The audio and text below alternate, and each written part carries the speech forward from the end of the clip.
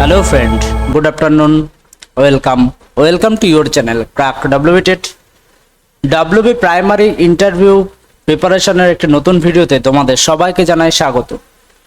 তো অনেকের মনে একটি প্রশ্ন রয়েছে যে 13,421 ভ্যাকান্সির যে নিয়োগ তার ভবিষ্যৎ কি?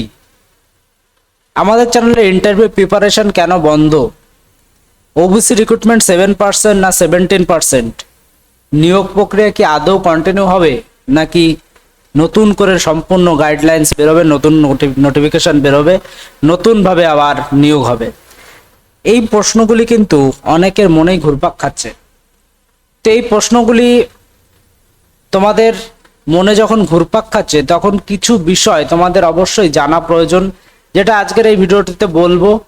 এবং বাস্তব তথ্য এটাই যে বর্তমানে কিন্তু প্রাইমারি ইন্টারভিউ নিয়ে কোনো আপডেট নেই। তবে তাই বলে কি আমরা বসে থাকবো? আমি তোমাদের সবসময় বলেছি আমাদের প্রিপারেশন হবে 360 ডিগ্রি এবং আমাদের মূল লক্ষ্য একটি সরকারি চাকরি পাওয়া। তাহলে আমার প্রাইমারি ইন্টারভিউতে বা প্রাইমারিতে রিক্রুটমেন্টে আমার হচ্ছে না বা লেট হচ্ছে তাই বলে কি আমি বসে থাকবো? একদমই নয়। যারা আদার্স মতবাদ রয়েছে, যাদের নেগেটিভ বিষয় রয়েছে, তারা ভিডিওটি থেকে দূরে থাকতে পারো। এখানে আমি কিছু ব্যাকআপ প্রসেস তোমাদের বলবো। অবশ্যই প্রত্যেকের মনে একটি ফ্রাস্ট্রেশন বোধ কাজ করছে যে স্বাভাবিক, এটি 2022 সালে তোমাদের টেট এক্সাম হয়েছে আজ এবং এখন 2026 সাল। তো আজ 4 বছর অলরেডি কিন্তু ওয়েট করে রয়েছে। যারা পুরনো রয়েছে তারা আরও বেশি ওয়েট করে রয়েছে। কিন্তু এখানে যে বিষয়টি তোমাদের খেয়াল রাখতে হবে যে প্রতিটি অন্ধকারের পরে কিন্তু আলো আসে। তো সেরকম একটি আলো ঠিক বলবো না, কিন্তু একটি অ্যাজাম্পশন তোমাদের সামনে উঠে আসতে পারে, সেটি তোমাদের সাথে শেয়ার করব। তার আগে যারা চ্যানেলে নতুন তারা চ্যানেলটিকে সাবস্ক্রাইব করে রাখো এবং এই কিউআর কোডটি স্ক্যান করে তোমরা টেলিগ্রাম গ্রুপে জয়েন হয়ে যেতে পারো। সমস্ত আপডেট তোমাদের ওখানে শেয়ার করা হয় এবং প্রাইমারি ইন্টারভিউর প্রিপারেশন যারা নিচ্ছ প্রত্যেকের জন্য একটি ফ্রি পিডিএফ রয়েছে। ফ্রি পিডিএফটি প্রত্যেকে বিনামূল্যে পাবে, তার জন্য সম্পূর্ণ ভিডিওটি তোমরা দেখতে থাকো। তো এখানে যে বিষয়টি রয়েছে যে মোটামুটি কোনো একটি নিয়োগ হওয়ার আগে সেই নিয়োগের ভ্যাকান্সি কালেকশন, যেহেতু নতুন সরকার গঠন হয়েছে, তো ভ্যাকান্সি কালেকশন এবং যেহেতু টিচার রিক্রুটমেন্টের ক্ষেত্রে টিচার রেশনালাইজেশন এই বিষয়টি কিন্তু খুবই গুরুত্বপূর্ণ, যেটি কিন্তু বর্তমানে শুরু হয়েছে, যেখানে 30:1 এই রেশিওতে কিন্তু টিচার ট্রান্সফার শুরু হয়েছে। তো এটি একটি নির্দেশ দেয়, এটি শুধুমাত্র একটি অ্যাজাম্পশন বা একটি কোনো কিছু হওয়ার আগে একটি জাস্ট একটি পথ দেখাতে পারে যে হয়তো এখান থেকে টিচারগুলোকে যখন রেশনালাইজেশন করা হয়ে যাবে তারপরে ভ্যাকান্সি আপডেট করে নিয়োগটিকে কন্টিনিউ করা হতে পারে। এটা কিন্তু অ্যাসিউরিটি কিছু কোনো আপডেট এখনো পর্যন্ত নেই।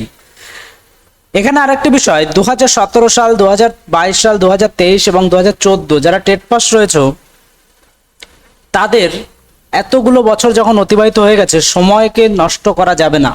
তো তাদের জন্য কিন্তু আমি অলরেডি বলে রেখেছি যে এই প্রাইমারি ইন্টারভিউয়ের পাশাপাশি আদার্স কী কী এক্সামের প্রিপারেশন নেওয়া যায়।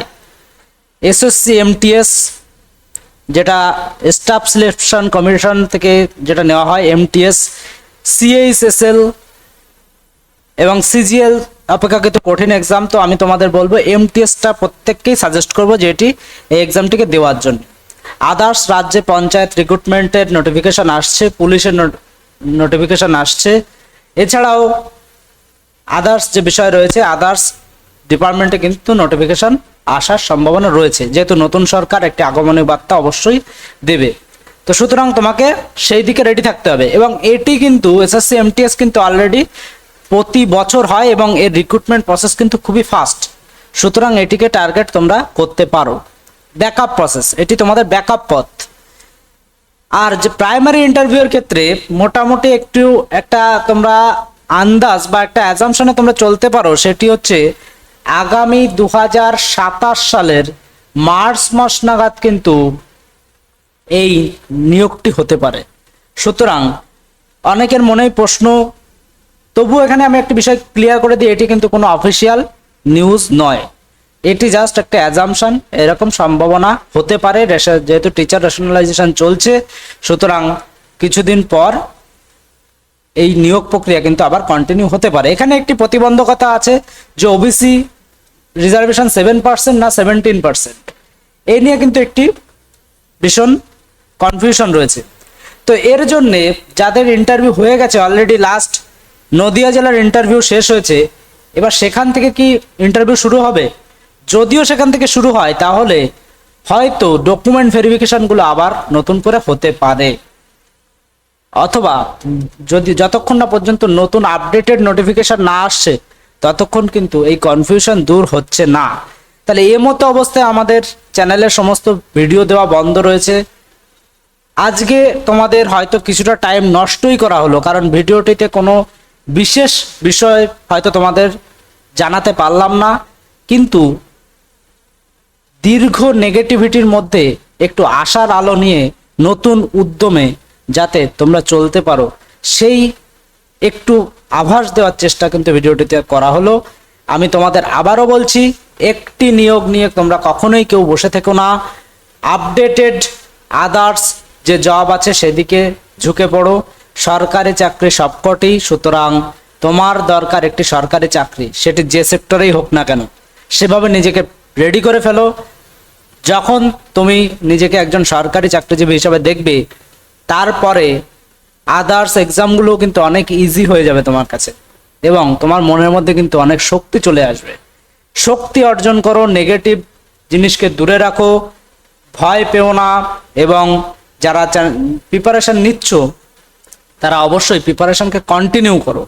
আমাদের চ্যানেলে 200-র অধিক কিন্তু ইন্টারভিউ রিলেটেড সমস্ত ভিডিও দেওয়া আছে, মাল্টিপল টাইম ভিডিওগুলিকে দেখো।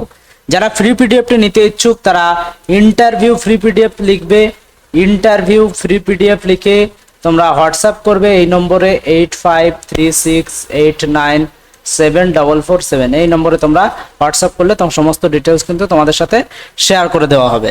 তো এই ছিল মোটামুটি আপডেট। তোমরা প্লেলিস্ট অপশানে গিয়ে ভিডিওগুলিকে দেখে নাও। আবারও বলছি, নেগেটিভ মানুষকে দূরে রাখো, নেগেটিভ চিন্তাকে দূরে রাখো, পজিটিভিটি আনো এবং পজিটিভভাবে এগিয়ে চলো। নিশ্চয়ই তুমি সফলতার শিখরে পৌঁছতে পারবে। এই আশা নিয়ে আজকের এই ভিডিওটি শেষ করলাম। অবশ্যই নতুন কোনো আপডেট পেলে তোমাদের সাথে শেয়ার করে দেবো নতুন কোনো ভিডিওতে। Thank you.